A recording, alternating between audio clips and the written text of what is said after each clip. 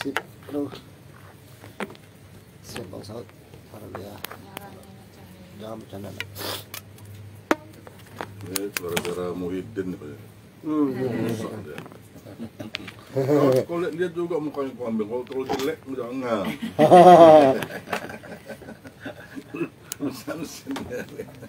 Susah dia men-scan.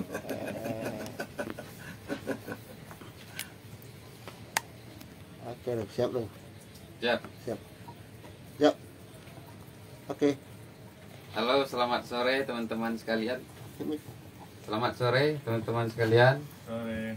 Akhirnya kita bertemu lagi di obrolan buku JBS. Nah, kali ini kita akan ngobrol-ngobrol dengan Bang Saud Situmorang tentang buku barunya Sastra dan Film. Ini buku yang baru terbit dari penerbit JBS. Jual buku Saud. Jual buku Saud. Spesial kepanjangannya untuk hari ini. Nah, bukunya tentu saja sudah bisa dipesan nih, sudah ada di sini. Nah, ini bagi yang belum lihat nih, belakangnya. Nanti kita akan bertanya beberapa hal kepada Bang Saud. Teman-teman yang ingin bertanya juga bisa di kolom komentar Instagram Jual Buku Sastra. Ini penerbit JBS. @penerbit JBS. Nah, silahkan mau kirim salam juga boleh nanti. Transfer juga, terutama transfer. Nah, itu sangat boleh. Scan kiris ya. Nah, buku ini memuat esai Bang Saud Situmorang perihal sastra dan film. Nah, sangat jelas sekali dari judulnya. Kita bisa menanyakan hal-hal sederhana sampai hal berat-berat nanti ya. Nah, yang berat-berat pemirsa aja yang nanya nanti. Yang berat-berat selalu buka puasa. Setelah buka puasa. Nah, oh ya, yang bagi yang berpuasa ini pas sekali. Sembari menunggu beduk, kita menikmati ibadah kesastraan. Nah, Bang Saud ini kalau sejauh yang saya baca ini kan beberapa ada tertulis tahun penulisan esai ini, ada yang tidak ada penulisannya. Bisa ceritakan Bang rentang waktu esai-esai di sini? Oke, ya. Terima kasih. Selamat sore Indonesia.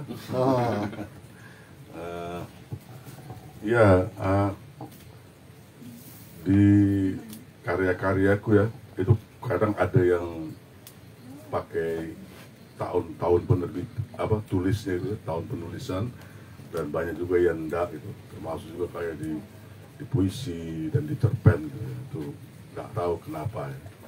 Jadi, kalau dalam khusus buku ini itu memang rata-rata tahun 2000-an ya, mulai tahun 2000 ya. Esai pertama itu yang berjudul Avant-Garde itu ada ini esai Avant-Garde itu waktu itu tidak ada minat sama sekali untuk nulis apa, walaupun aku sudah nulis sejak 87 ya. Jadi setelahnya aku tidak mau ya, kalaupun nulis ya nulis gitu aja, atau nulis simpan aja, baca puisi atau apa, tidak ada niat untuk terbitkan apalagi dalam bentuk buku. Di Bali aku ya, para sastrawan Bali ya di bawah bendera Sanggar Minum Kopi SMK kan, yang dewanya Pak Unggulan Dumaranggi gitu. Jadi aku waktu itu juga ini Februari 2000 aku selalu di rumahnya mendiang pelukis Madewianta. Baru datang kan, aku sudah 11 tahun merantau di luar. Balik ke Indonesia itu ada culture shock yang besar ya, gegar budaya yang besar, gegar budaya terbalik gitu. Aku balik lagi ke Indonesia tapi aku udah bingung. Misalnya begini, Indonesia itu ternyata ribut sekali gitu kan. Wow, banyak kali suara gitu. Untung aku nggak pemusik, untung nggak kayak dia pemusik. Ya, dari suara banyak kali, dari radio, TV, klakson semua kan. Aku kan tinggal di New Zealand. Di New Zealand itu coba kalian bayangkan kota, gak usah lu sebesar Jakarta ya, Jogja aja. Kota kayak Jogja ini jam 5 tiba-tiba sunyi gitu. gak ada suara, gak ada Sore. lalu lintas ya, gitu. Mati seperti kota mati gitu. Aku tuh 11 tahun terbiasa dengan gitu. Tiba-tiba balik, wah, ribut sekali kan. Wah, itu. Nah, yang kedua, aku lihat banyak sekali kehidupan kan. Aku di warung, di meja berjejer tuh semut tuh. Banyak kali kehidupan ya di Indonesia, banyak kali kehidupan. Nah, yang seperti ini itu belum lagi kelakuan manusianya kan. Misalnya aku mau nyebrang jalan di zebra cross, nggak ada orang yang berhenti. Gitu. Tinggal gimana caranya nih? Di Bali tuh lalu lintasnya padat sekali tuh, motor terutama kan. Akhirnya aku lari nyebrang. Gitu kan. Nah, ini membuat aku malas kemana-mana. Akhirnya aku selalu setiap hari aku di rumahnya Made Wianta. Aku situ mau sendiri atau apa gitu, tapi sering banyak kawan situ, banyak kawan penyair, terutama namanya Wari Wisasana, ya. Sana terus. Waktu aku situ aku juga nggak tahu kalau di rumah Wianta ini di tingkat 2 itu ada pertapa tinggal di situ, dan 6 bulan dia tahu nama pertapa ini Umbulan Duparan. Pas ketemu kaget, wah, kayak gitu kan, karena dia juga seperti aku, udah di kamarnya dia hanya keluar kalau mau kerja kan. Nah, situ tiap hari, dan juga Made Wianta ini karena dia pernah lama di Belgia, dia paham aku. Nah, paham sudah begini. Aku sama Wali Wisasana itu selalu bersama sampai ada dulu istilah itu, di mana ada waris itu ada saut. Gitu. Nah, naik motor dia selalu dia, terutama malam minum apa, trek-trek di pasar ya. Nah, jadi suatu hari kita lagi jalan tuh di klekson dari belakang kan mobil.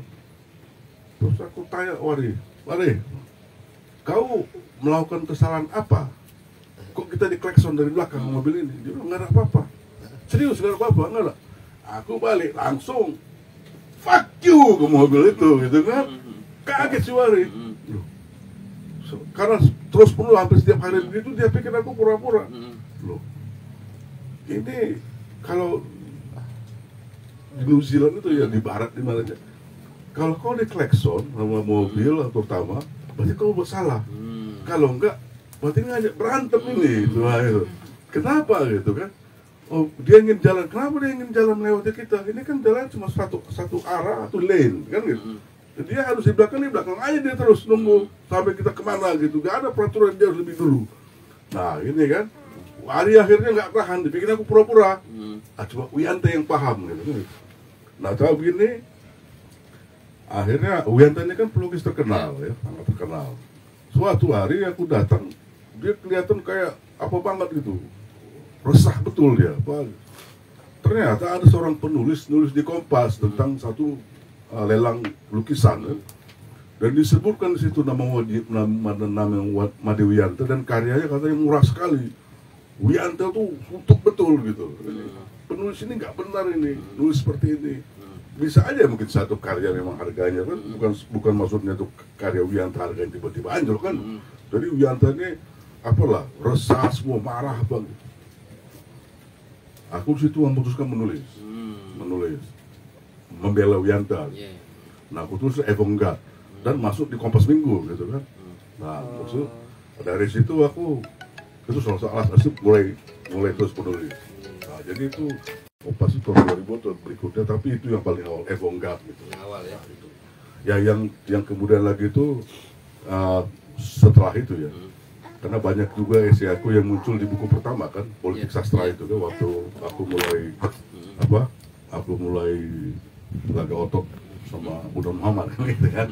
Ya, nah kalau yang film-film itu, karena aku dulu pernah studi film di New Zealand kan, jadi ya pengen juga menulis, karena aku lihat ya ini orang nulis film kebanyakan muji-muji aja kan gitu, sama seperti resensi buku kan muji-muji aja gitu.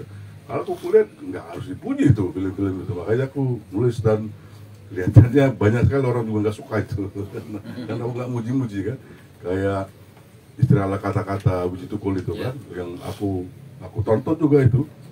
Nah, tapi ya itu orang nggak suka apa gitu ya, itulah. Ya, terima kasih buat Bang Saud. Kita dapat sejarah kenapa esai pertama ini ditulis. Nah, jadi teman-teman tentu sudah banyak yang tahu ya tentang Bang Saud. Nah, saya mengingatkan, mana tahu menunggu beduk ini lupa sedikit. Nah, jadi kalau kita membaca pikiran-pikiran Bang Saud, kira-kira salah satu kata kuncinya itu bersastra atau berkebudayaan itu bisa disebut sebagai laku yang politis gitu. Tidak alamiah begitu saja, tidak terjadi begitu saja gitu. Jadi ada selalu aspek-aspek yang kadang mungkin tidak menyamankan di balik sesuatu yang hiruk pikuk gitu. Nah, Bang Saud mengambil posisi menunjukkan yang kadang tidak menyamankan bagi banyak orang gitu, ditunjukkan. Itu bukan yang haram dalam sebuah arena kebudayaan, justru bagian di dalam itu. Nah, cuman Bang Saud memilih untuk menunjukkan sisi-sisi lain dari praktik berbudayaan kita. Nah, kira-kira begitu. Nah, tapi itu bukan total tentang Bang Saud, itu sedikit dulu kalau lupa menjelang beduk ini. Nah, apa hubungannya buku ini? Nah, jadi hubungannya adalah ini beberapa contoh pikiran-pikiran Bang Saud. Jadi beberapa esai di dalamnya kebetulan saya menyimak juga isunya yang terjadi. Jadi di sisi lain tentu saja apapun fenomena pasti ada pendukungnya ya. Nah, terkadang pendukungnya terlalu banyak atau ada yang tidak mendukung tapi tidak bersuara gitu. Nah, ada esai-esai Bang Saud memberi suara untuk itu. Nah, kita bisa melihatnya dari usaha-usaha menunjukkan bahwa kalau bahasa saya semua tidak terjadi begitu saja kok gitu. Nah, kita harus kritis terhadap penggunaan diksi, tidak hanya jadi Bang Saud kan penyair ya. Jadi caranya melihat sebuah penggunaan diksi dalam arena kebudayaan secara umum pun seperti penyair juga. Satu kata ini jangan dianggap kan cuma satu kata, nggak bisa gitu. Itu konsekuensinya dibahas juga gitu. Nah, di sisi lain esai Bang Saud ini menambah, dalam artian menambah perspektif dalam melihat satu masalah, mengingatkan, nah gitu, mengingatkan kita bahwa di balik sebuah peristiwa juga ada hal-hal lainnya gitu. Nah, jadi bagi teman-teman yang ingin ingin memperluas cara melihat suatu persoalan, cocok buku ini. Wah. Serius, ini serius ini. Ini lagi puasa nggak mungkin bohong nih. Oh. Nah, jadi ada nadanya mengingatkan, ada nadanya menunjukkan ini udah persoalan yang tidak main-main lagi gitu. Jadi dengan nada dasar yang beda-beda, pada prinsipnya memberikan sisi lain dari suatu hal yang mungkin sudah terlalu riuh atau terlalu berwarna-warni gitu, terlalu hiruk pikuk gitu. Nah, esai-esai pertama memang yang awal-awal agak lebih itu ya Bang, agak lebih teoritik ya Bang, mendudukkan sebuah yang persoalan gitu. Nah, beberapa esai sampai yang ke belakang, esai-esai ini bisa kita jadikan pintu masuk untuk mempelajari, memahami sebuah produk budaya gitu. Melihat bagaimana kita melihat sebuah produk budaya ketika produk itu masyarakat sedang euforia terhadap produk itu. Misalnya film Korea yang menang di Oscar itu kan semuanya, bahkan yang belum nonton pun mengucapkan selamat juga gitu misalnya. Nah, termasuk saya waktu itu. Nah, tapi kalau di lingkungan beberapa teman-teman saya, kalau ada hal kayak gitu, orang nunggu Bang Saud udah bikin status belum. Nah, yang menarik dari saya itu orang nunggu-nunggu, orang lagi euforia nih, pasti ada sesuatu hal yang bukan untuk mengeruh suasana sih menurut saya. Orang butuh pandangan lain gitu. Nah, beberapa saya lihat Bang Saud memilih bahasa-bahasa mungkin aku nggak tahu Bang, apakah sudah baku, tapi baku atau tidaknya tentu saja beberapa pilihan kata untuk menegaskan sebuah sikap gitu. Misalnya kena, lebih pakai kena gitu daripada apa gitu. Nah, kita ingin bertanya ke Bang Saud soal pikiran-pikiran terhadap diksi dalam esai-esainya. Ya. Itu memang sengaja ya. Aku sengaja mempertahankan bahasa Medan gitu ya. Ya. Tapi kan itu cuma hanya di media sosial. Ya. Kalau dalam tulisan-tulisan pun di esaiku itu enggak aku pakai karena aku masih belum yakin pembaca akan rileks ya menerimanya ya. Karena kan bahasa tulisan selalu diharapkan sesuai formal kan. Formal gini.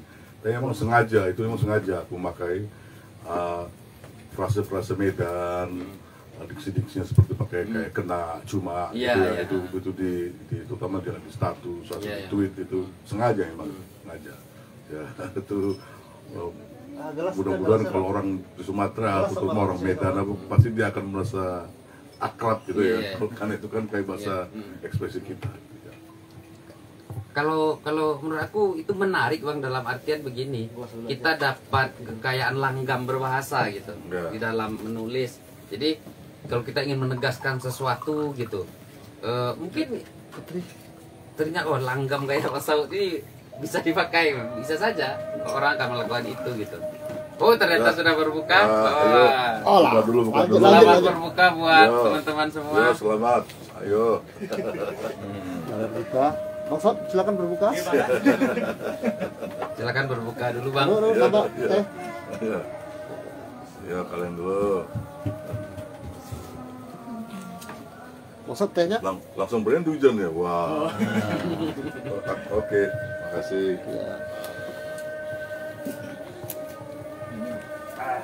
Anginnya. Tapi ya ngomong lagi ya itu. Tetap dalam satu hal ini aku masih belum berani untuk mencobanya dalam esai ya.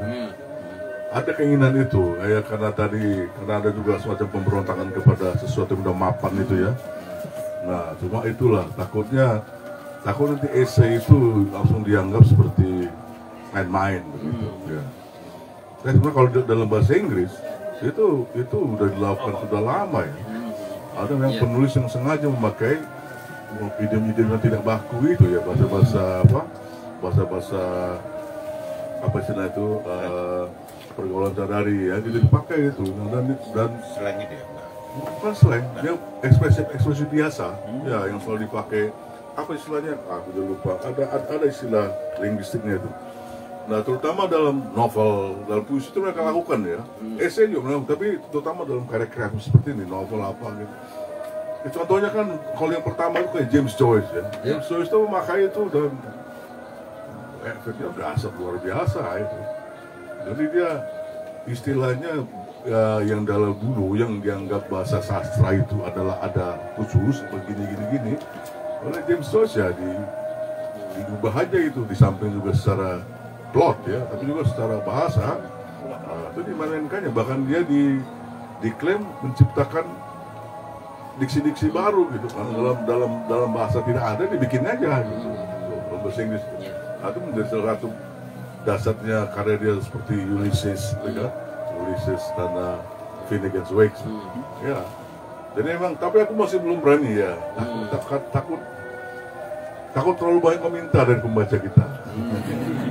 Ya karena salah, ya itu. Sedangkan yang biasa aja. Kayak yang tadi kau sebut itu benar itu. Aku nulis tentang parasit itu aja, itu hampir semua maki-makian. Sampai aku pernah ditanya, emang udah nonton filmnya? Ya sudah, aku punya kok, aku curi dari torrent.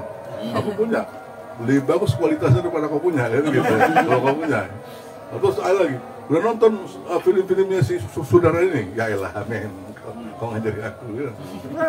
Bukan cuma dia, yang lain juga udah nonton. Ya. Dari tahun 80-an, 90-an aku nonton saudara Korea. Nah itu sampai segitu aku diapain,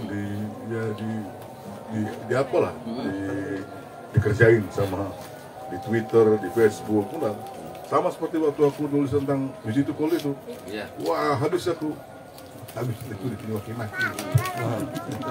Nah, nanti kita lanjutkan ya soal itu. Buka dulu. Di istirahat dulu. 10 menit. Hah? 10 menit aja ya, 10 menit ya. Oke, kita istirahat dulu.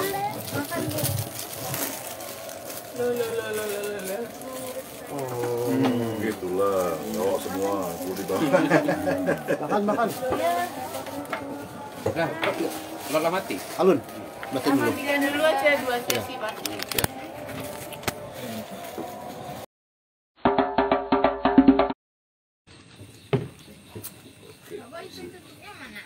Ah. Halo teman-teman sekalian, kita kembali lagi membahas sastra dan film karya Bang Saud Situmorang. Bagi yang sudah berbuka, tentu lebih asik lagi buat menyimak ini. Nggak kunang-kunang ya tadi ya? Iya, biar matanya sudah tidak berkunang-kunang lagi.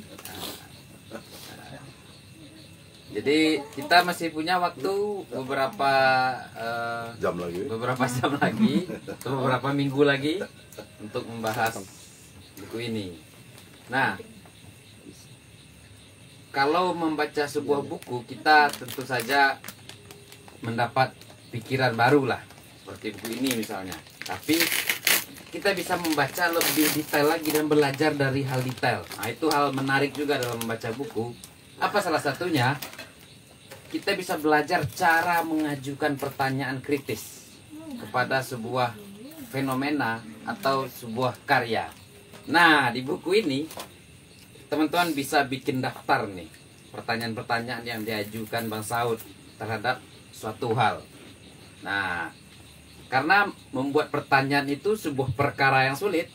Nah, membuat pertanyaan itu atau bertanya itu mesti dipelajari juga. Bukan hanya kita tidak tahu lalu tiba-tiba bisa bertanya, tidak semudah itu. Ferguson. Jadi harus belajar. 5 semester. Nah, kita mintalah nanti ya, dikit ya pandangan Bang Saud atau apa yang bisa dibagi Bang Saud soal mengajukan pertanyaan ini. Nah, ya mungkin terkait sebuah contoh kasus yang sudah ada di buku ini gitu. Jadi teman-teman bisa belajar mengajukan pertanyaan lewat mempelajari pertanyaan di dalam buku ini. Bang Saud bisa bercerita lah tentang bertanya terhadap sesuatu hal dalam fenomena kesastraan ini atau kebudayaan ini. Gawat. Tadi kau makan apa sih? Ini bertanya tentang pertanyaan. Iya. Ini susah bikin pertanyaan loh. Iya, aneh. Ya, Atau kesadaran apa yang kita punya dulu gitu. ya. Pertanyaan juga ada dua kan, ya. Ada pertanyaan serius seperti ini, ya. Ada pertanyaan retorika, gitu kan. Kita bertanya, pura-pura bertanya untuk menjebak orang, gitu kan. Biasanya dalam esai itu banyak pakai pertanyaan retorika ya. Karena kita kan sudah tahu, tapi kita kasih pertanyaan begitu, jadi supaya ada nuansanya begitu itu ya, apa ini pembicaraan.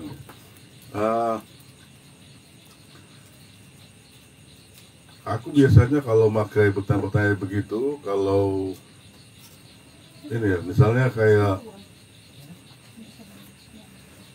bukan mau menulis esai yang panjang begitu ya, tapi lebih mau fokus aja langsung karena mungkin juga bosan sebenarnya pada orang yang mau ditanya gitu. Tapi ini ditanya ini supaya misalnya kayak kalau aku menjawab tulisan orang, terus aku kasih pertanyaan, aku jawab per baik-baik gitu. Korban terakhir kan Ariel Herianto. Ya kan? Karena mau langsung ke isu di tulisannya itu gitu, langsung begini gitu. Karena malas menulis untuk merespon dia, karena rasanya dia sih tulisannya buruk sekali sebenarnya. Kenapa direspon dengan tulisan lagi gitu, tapi langsung dengan pertanyaan gitu. Itu salah satu biasanya aku pakai itu ya. Itu korbannya tuh mulai dari Nurul Mamat, si Nirwan Dewanto, PDJA, Narudin itu ponakannya Suli. Kata sekarang El Herianto itu biasa karena malas merespon dalam bentuk esai ya. Jadi kebanyakan sebenarnya itu pertanyaan retorika ya, bukan benar-benar satu pertanyaan yang kemudian menjadi trigger, untuk aku mengungkapkan pendapat dan mengelaborasinya. Biasanya begitu ya. Tapi ya memang kalau kita punya pertanyaan, kalau menurut aku ya, bagi aku itu biasanya kita sudah tahu sebenarnya jawabannya. Yeah. Kita hanya gimana namanya untuk menggoyahkan argumen orang. salah satu begitu untuk ngetes dia tahu nggak gitu apa yang dia Yeah. bicarain gitu sebenarnya kan gitu. Jadi sebenarnya agak sok jago juga kan ya, sok preman ya kan gitu. Jadi bukan benar-benar bertanya karena kita ingin tahu jawabannya. Iya. Gitu. Jadi istilahnya kan kalau istilah orang-orang kampus kan, aku kan orang kampus gitu, bertanya retorika, Iya. gitu, retoris. Nah, itu teman-teman sekalian. Jadi kalau menurut saya kalau kita membaca gaya-gaya Bang Saud bertanya, itu membuat kita itu harus hati-hati berargumen gitu.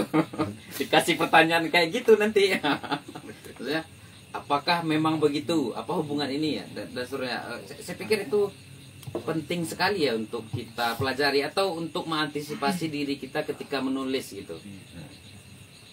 Ini kan ini ada tradisinya nih kalau di Ya. Barat kan, dari Sokrates, ya.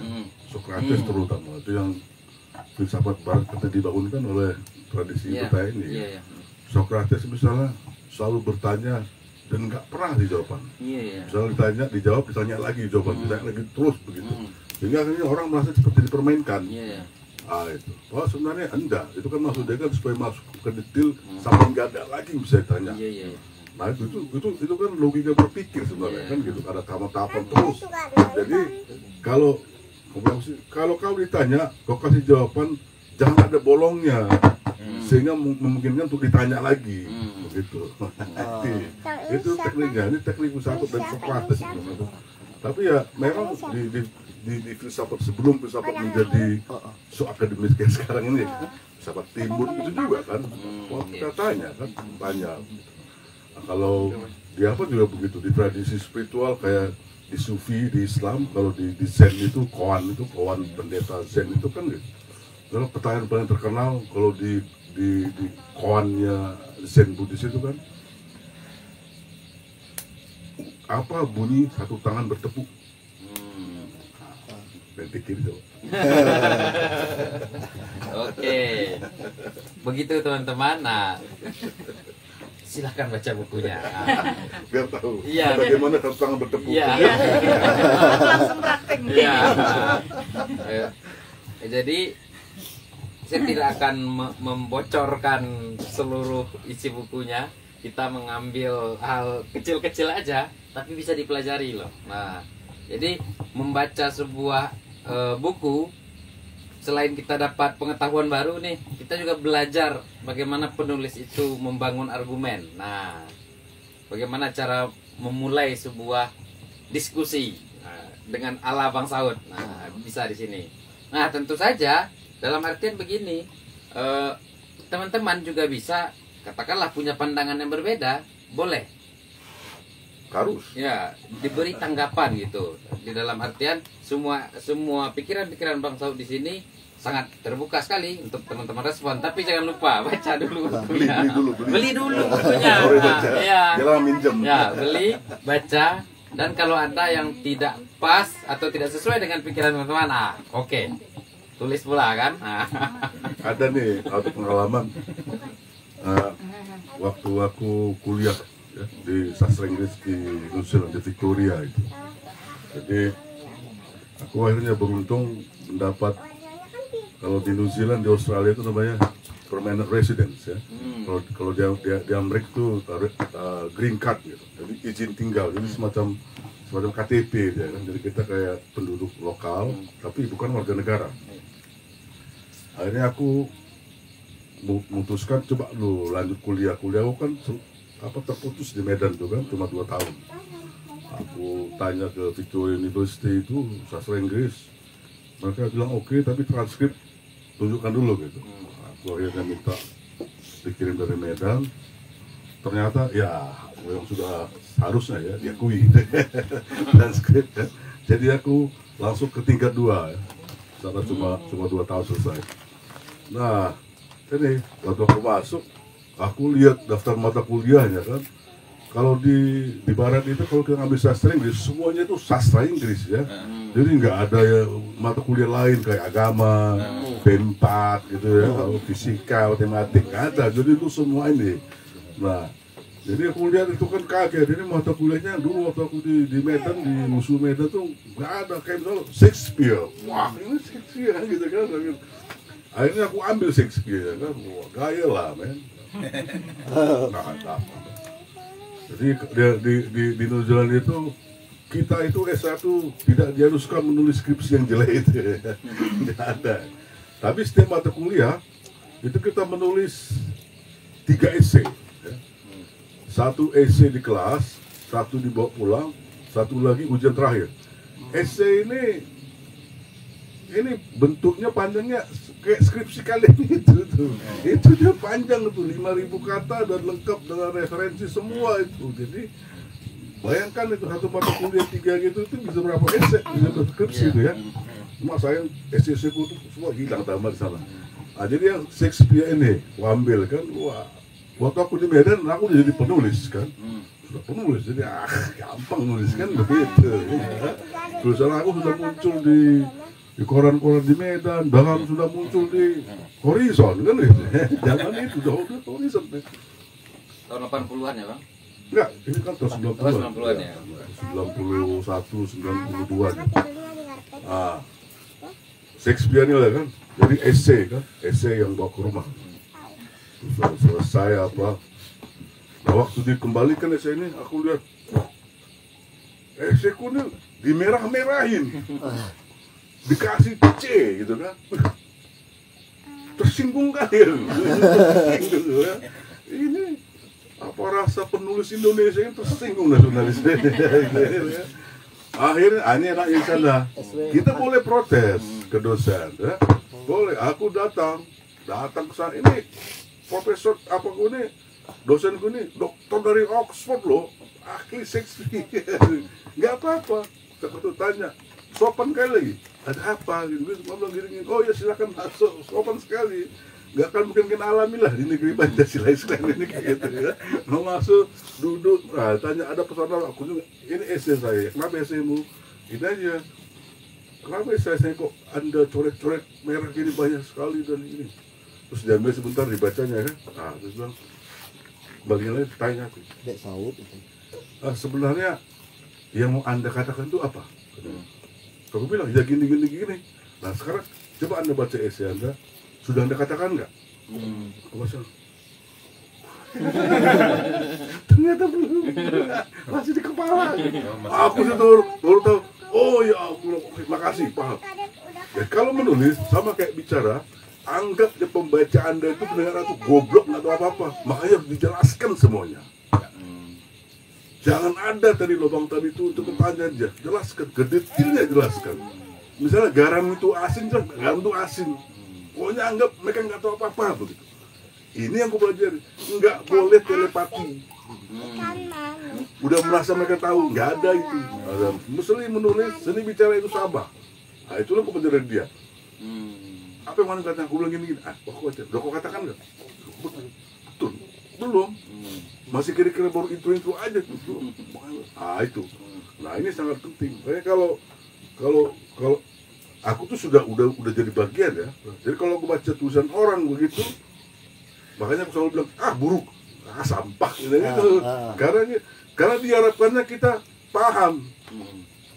Enggak, kita nggak paham. Kita mengharapkan dia membuat kita paham. Tugas penulis itu, tugas pembicara itu. Nah itulah.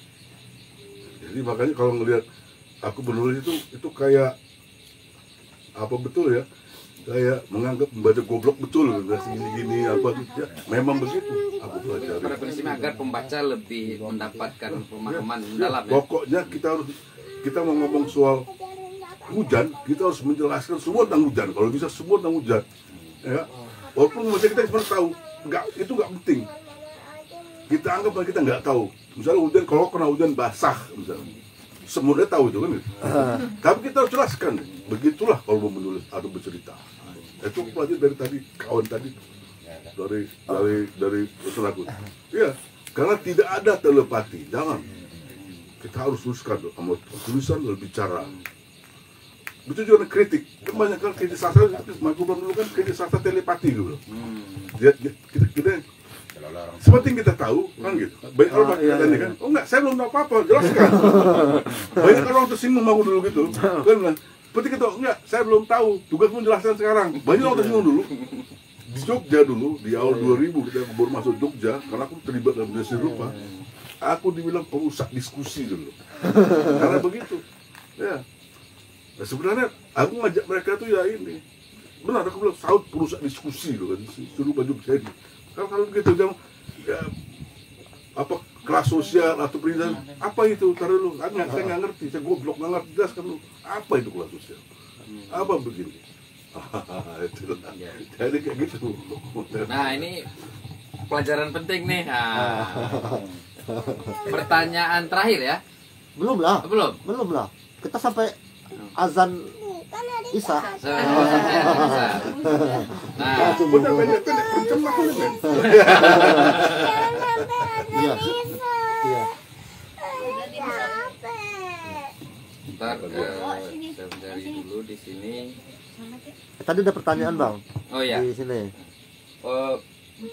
Bagi teman-teman yang mau bertanya atau ada tadi penyampaian saya yang gelap gulita, silakan minta pencerahannya lagi. Oh, ya, ini aja bang. Kau baca kan? Anda.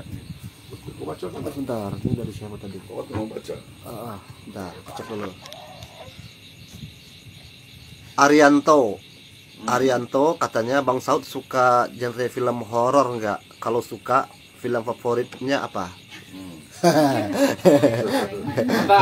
Nah, terima kasih pertanyaannya. Oh tidak, aku benci film horor. Aku benci film horor ya, nggak suka film horor. Makanya itu film Batman tuh aku benci tuh karena bikin kayak film horor. Apalagi kalau film horor Indonesia kan, kita pakai trik-trik yang sudah klise banget. Kita jalan ke toilet tiba-tiba muncul, gitu. Kalau mau bikin film horor, bikin suasananya yang horor. Gitu. Bukan kita dikejutkan oleh trik-trik itu, oleh apalah prop begini apa terus itu mah aku nggak suka ya. Ya. Ada film horor yang The Shining gitu kan, itu sangat terkenal tuh dari siapa tuh juga novelis itu kan, siapa Stephen King itu. Waduh seram banget, aku pikir itu film horor terakhir aku nonton. Oh mungkin ini yang dipuji-puji itu Audition itu. Ya enggak, aku kalau horor yang seperti itu maksudnya hantu-hantu itu kan, kalau Joko Anwar tuh bunda ya. Tapi kalau horor yang ada film Jepang itu namanya Kwaigan apa? Jadi dia satu film itu empat cerita gitu. Nah itu wah horor keren itu. Nah, tentang samurai ya. Nah itu dia nggak pakai apa gitu, tapi suasananya. Misalnya pertama itu si samurai ini dia nggak bekerja, istrinya bekerja tukang tenun.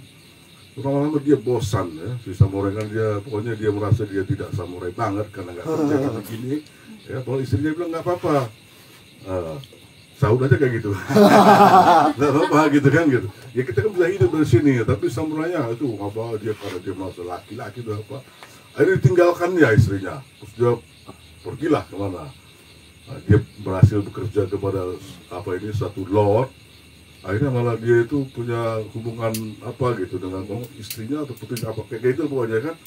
Nah, bertahun-tahun kemudian dia bosan juga, teringat kepada bekas istrinya itu kan, apa dia menyesal apa begini dan kehidupannya sekarang juga sebenarnya nggak bahagia gitu. Nah, gitu. Akhirnya dia memutuskan balik ke istrinya yang awal.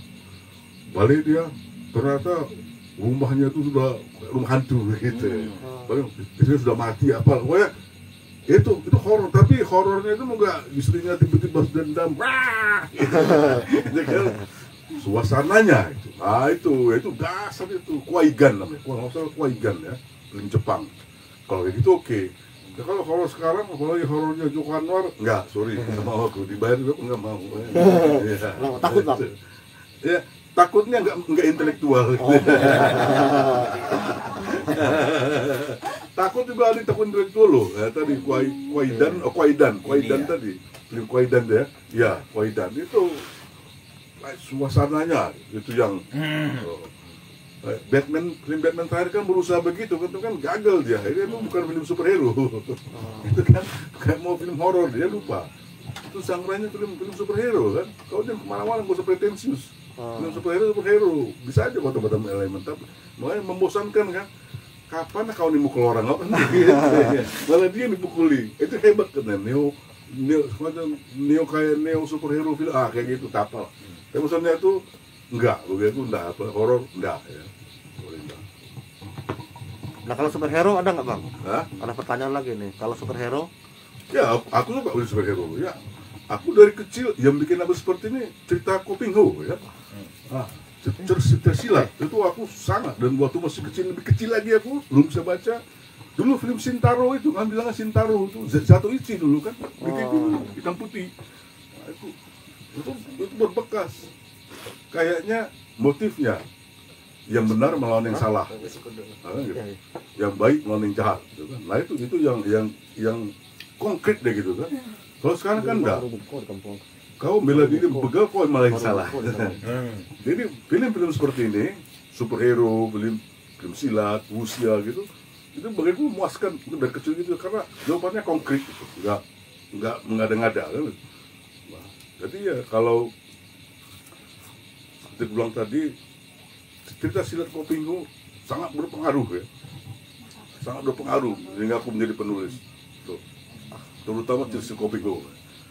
Dan dari sini kan motifnya kan sama dengan superhero. Film superhero juga. Ya aku sebenarnya Batman itu kan paling gampang diinin ya dibandingkan dengan komik Marvel yang terbang ke planet A gini-gini itu kan. Tapi ya film terakhir ini dia psikologis banget dia. Dia katanya sukses bikin apa itu kan film Planet of the Apes itu kan. Saudara nih guys. Nah, malah itu lebih bagus daripada ini kan, nggak ada pretensi dari psikologi tadi ya begini harus apa begini, dia lupa. Kalau film superhero apa actionnya itu harus. Kau mau pakai elemen pun nggak apa-apa. 3 jam kan bisa sebenarnya kau mainkan.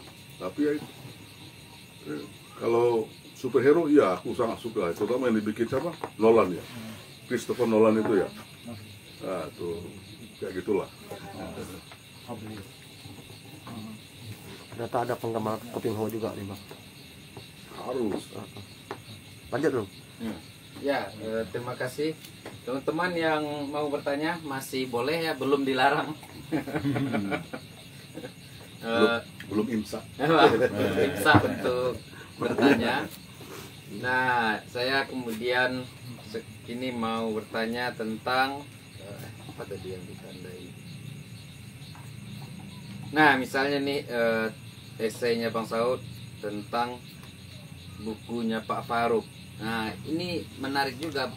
Bang Saud dan Pak Faruk kan teman akrab nih. Halo. Nah, maksudnya sesama teman saling mengingatkan juga gitu. Nah, ya, tapi yang pertanyaan yang ingin saya ajukan lebih ke apa ya? Mungkin di luar teks ya. Bagaimana ya kita berteman dengan orang-orang yang berbeda pikiran gitu kan. Nah, bagaimana semangat Bang Saud tetap menjaga bahwa berteman ya kita juga saling mengingatkan gitu. Misalnya contohnya di esai Pak Faruk ini nih. Atau yang ke Esa. Ya.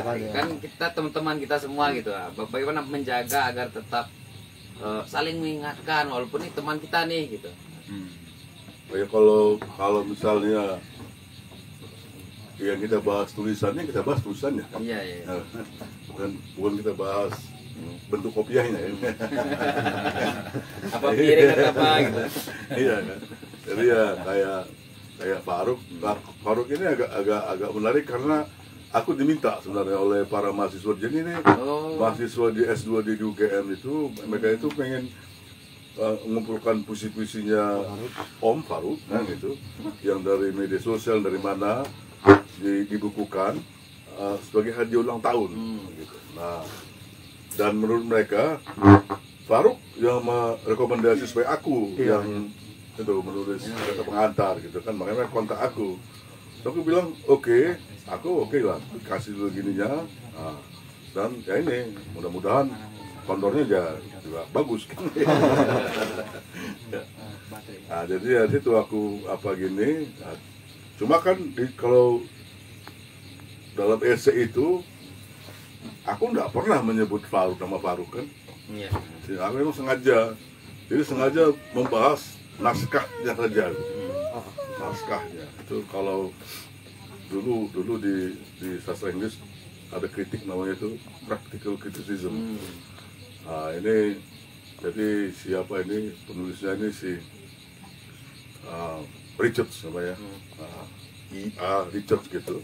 Dia bikin eksperimen di kelas karena dilihatnya kalau orang disuruh membahas puisi Shakespeare misalnya, para murid ini biasanya nggak jujur karena mau Shakespeare, oh jadi mereka bisa muji-muji gitu. Jadi suatu hari dia bikin eksperimen, diambil puisi-puisi, nama penyairnya dibuang, judulnya dibuang, jadi mereka bahas badan teksnya aja gitu. Dan ternyata hasilnya begitu sangat memuaskan, para muridnya tiba-tiba jadi jujur dan cerdas membahas gini gitu. Nah ini namanya practical criticism. Nah ini aku coba ya praktekkan di essay itu juga. Jadi ini aja. Gitu.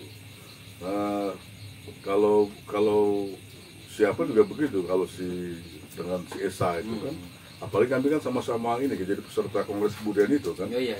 Dan juga satu hotel lagi gitu ya, saya satu hotel. Nah, jadi ya ada yang nggak benar di sini dia gitu, nggak benar. Mulai dari masalah kan dia waktu bicarakan politik sastra, tapi dia nggak jelaskan dulu politik sastra itu apa. Kayak yang aku bilang tadi kan pembacanya harus. Ini jangan habis baterainya. Oh ya, Oh, tadi habis baterainya. Terlalu lama puasa ini jadi habis baterainya. Nah itu kan, jadi kayak Esa tadi aku bilang. Jadi ya aku baca tulisannya yang terbit di situs itu ya, ruang gitu ya, Zona Ruang. Nah, kemudian ada nggak cocok ini, karena aku juga ada di acara Kongres Kebudayaan itu begini, dan kuliah isunya kalau nggak salah sih aku yang pertama ngomong politik sastra itu. Ya politik sastra dalam arti bukan pengaruh negara terhadap sastra, bukan, tapi di dalam sastra itu sendiri, di internal sastra itu sendiri ada politik sastra gitu, yang bahasa teknisnya itu disebut dengan kanon, dengan kanonisasi. Nah aku baca esainya ini ya, ini kan tidak benar karena dia hanya secara umum aja gitu, menyikat semua disamaratakan gitu kan. Satu definisinya dia nggak ada bikin supaya kita fokus membicarakannya apa. Nah, jadi aku pikir ya, aku harus apa nih respon ini gitu. Jadi kalau kita menulis gitu, kalau memang karena kita respon tulisannya ya tulisannya gitu ya, kita nggak pernah.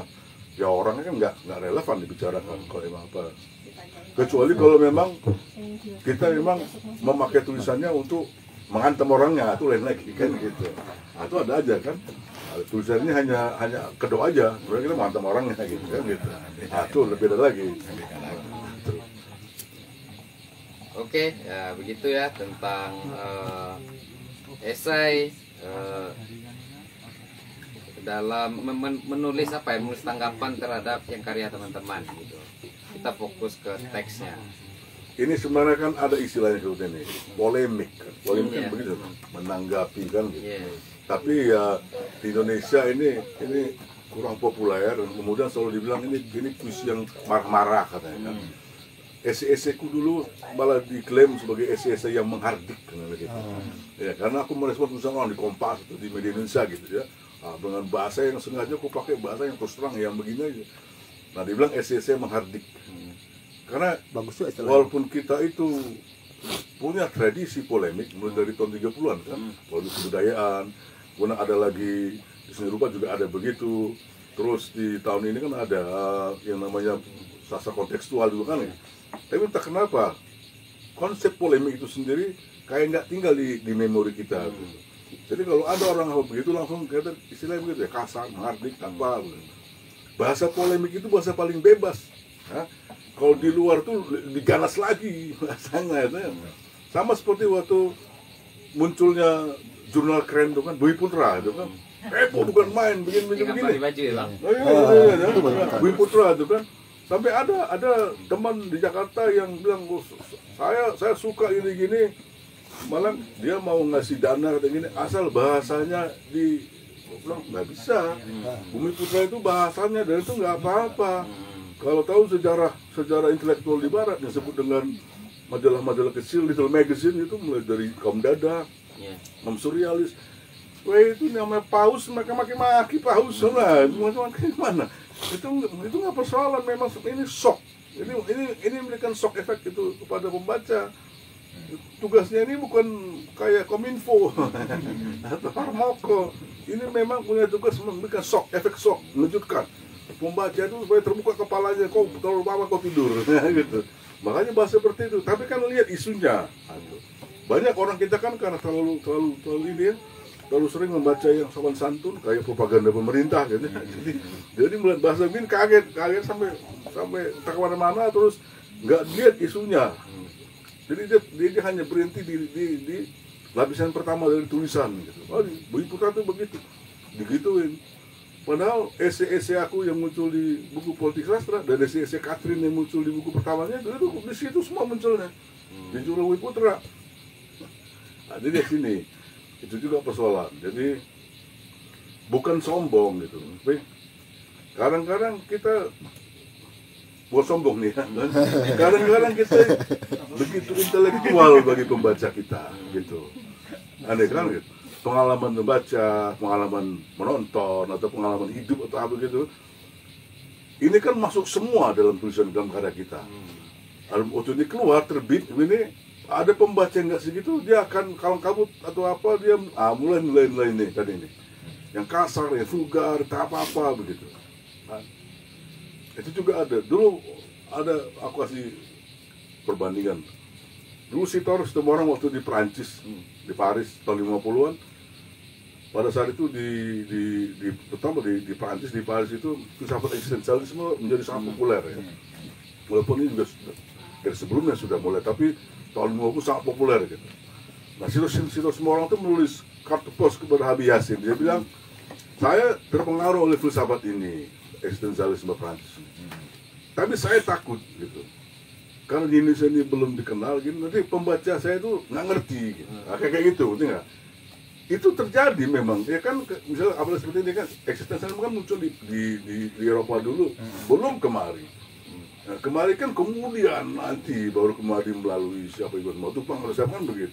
Nah, zaman itu kan dia, ya pantas dia itu merasa khawatir kalau nanti puisi-puisi dia itu nggak bisa dipahami karena dia memakai misalnya eksistensialisme waktu menulisnya, waktu membahas isu begini nih. Nah, ini juga ada persoalan menulis sebenarnya. Dan aku tuh kalau menulis sekarang begitu, mikirin. Nah ini nanti membaca nggak paham, nanti bilang sok pamer gitu. Kalau baca di SCF kan aku pamer ya, nama-nama ya.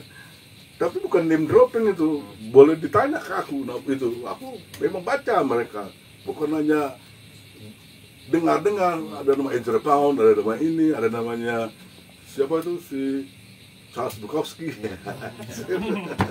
Itu kan bukan name dropping. Name dropping itu haram. Bagi intelektual name dropping itu haram. Gitu. Jadi nyebut nama-nama sosok kita tahu atau sosok itu pernah kita baca. Gitu.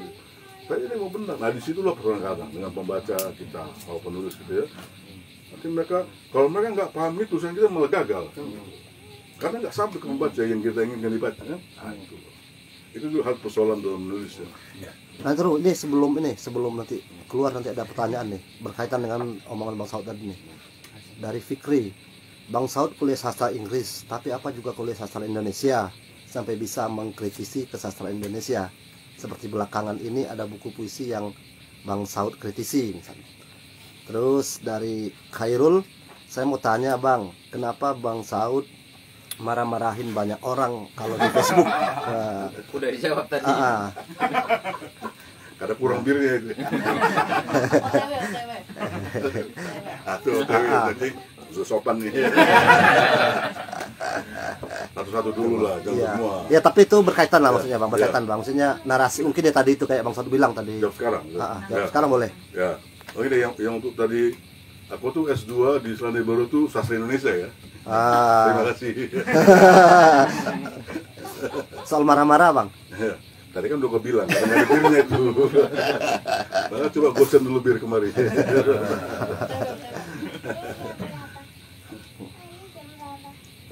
Ya, itu yang kalau saya mungkin menyebutnya sebagai langgam ya. Langgam berbahasa Bang Saud ya. Iya, iya. Nah, memang Milenial nggak tahu, paling anak jaksa. Ada bahasa Inggrisnya sedikit, kalau langgam. Lenjemnya.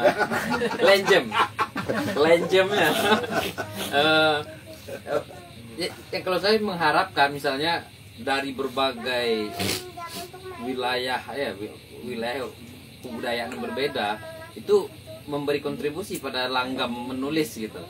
Mungkin salah satunya kalau Bang Saud disadari menggunakan nada atau Ekspresi. Ya, ekspresi yang dipilih sendiri gitu. Itu akan lebih kaya kalau kita jadi menulis esai juga ya seperti karena esai juga sastra dalam artian ada stylenya juga gitu. Yang dipilih ada corak pula yang kita kembangkan gitu. Ini mungkin tulisan Bang Saud mungkin bisa salah satu langgam dalam nulis esai. Apa ya langgam ini Pak? Ekspresi. Cara sendiri ya, karakter ya. Ya. Pertanyaan terakhir nih. Buku ini memberi penegasan kesekian kali ya. Bang Saud masih berada di posisi itu. Itu maksudnya memberi, kalau mungkin istilah saya mungkin terlalu klise ya, kayak pemikiran ini sebuah puzzle yang banyak bolongnya gitu. Bang Saud mengisi salah satunya dalam artian menunjukkan sisi politis dari praktik berbudaya kita yang membuat kita setidaknya bisa sedikit tidak terburu-buru ikut euforia misalnya puisi esai misalnya. Itu kan kalau kita baca narasinya aja secara lugu kayaknya udah pas gitu kan. Gitu ya. Di buku ini atau di pikiran-pikiran Bang Saud, mulai dari kata puisi itu dibahas esai. Ada nggak buktinya? Jadi membuat kita berjarak dari sebuah sorak-sorai yang sedang riuh gitu. Berjarak sedikit lah agar kita bisa mendalaminya, tidak terlalu ikut riuh rendahnya gitu. Nah, itu saya pikir secara etis ya, atau secara kontribusinya bagi pembaca ya, terutama saya ya. Belajar hal itu. Nah, ini pertanyaan terakhir. Apa yang membuat Bang Saud masih memilih posisi itu? Nah, ini pertanyaan gaya wawancara TV ya. Jangan-jangan Datuk buzzer RP. Posisi marah-marah itu. Posisi ya itu. Iya, termasuk marah-marah bang, termasuk marah-marah. Posisi marah-marah. Kayaknya memang sudah aku pilih ya. Aku memang harus marah-marah. Waktu aku kembali ke Indonesia tahun 2000 itu aku seperti orang-orang lain yang terikut gitu, baca koran-koran minggu kan. Koran minggu, karena kata orang koran minggu itu berisi budaya semua kan gitu ya, terutama sastra. Ya aku baca nih Kompas atau apa tadi di rumah Made Wiyanto tadi kan baca. Terutama yang tulisan-tulisan yang tentang sastra itu. Baca tulisannya cuma kalau dikertaskan gitu kan, dia apa kan, dia kan cuma seperti 2 halaman aja atau 2,5 halaman gitu kan. Tulisan lepas ini kan. Rata-rata kan begitu dia. Jarang ada yang lebih 10 halaman gitu, karena waktu itu belum ada suplemen Bentara itu kan.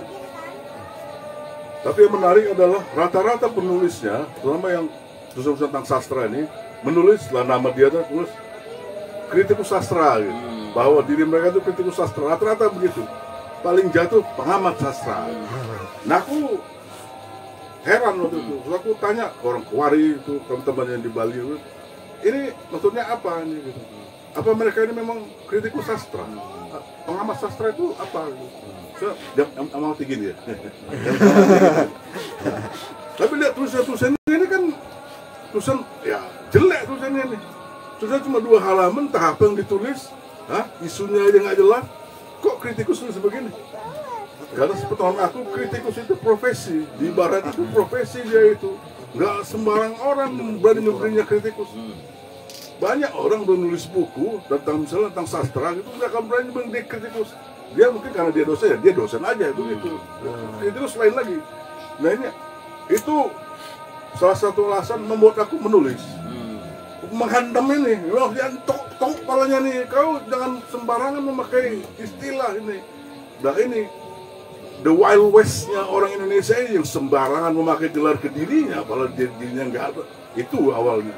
Akhirnya dari situ aku ya mulai orang bilang marah-marah begini, ya itu problemmu, udah pakai problemnya, senang main gitu ya. Karena benar-benar ini nggak bener. Kalau kau tukang becak bilang saya tukang becak, malah bangga orang tukang becak bisa menulis masuk di Kompas kan, nggak perlu apa. Makanya menulis esai panjang itu dicari kritikus sastra kan gitu.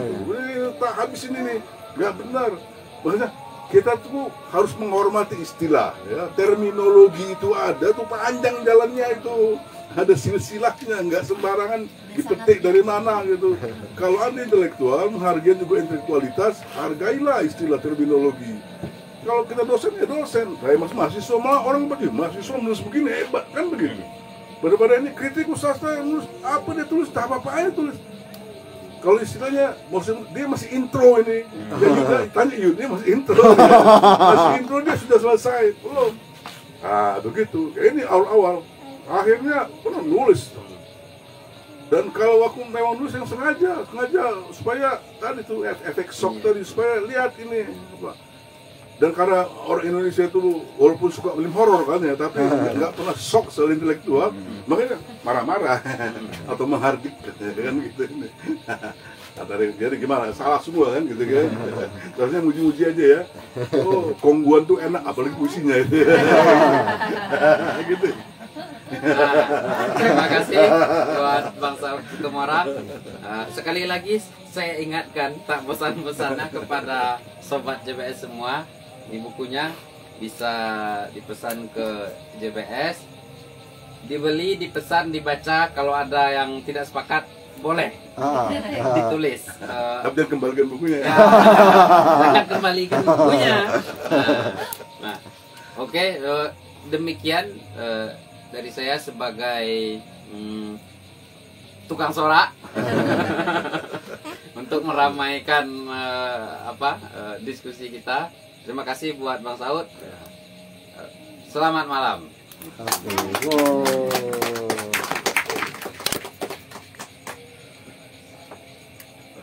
Oke. Masih juga keluar dari ini.